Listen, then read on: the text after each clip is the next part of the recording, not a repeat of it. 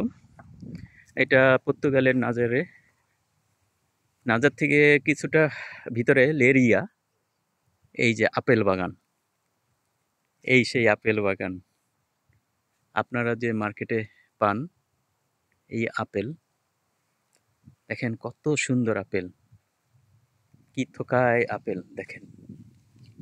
এই যে আমি ধরেছি আপেল বাগান,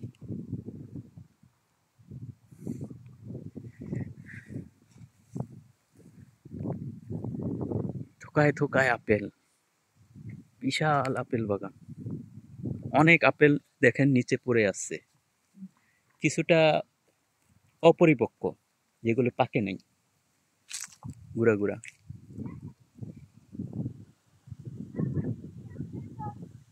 দেখেন কি বিশাল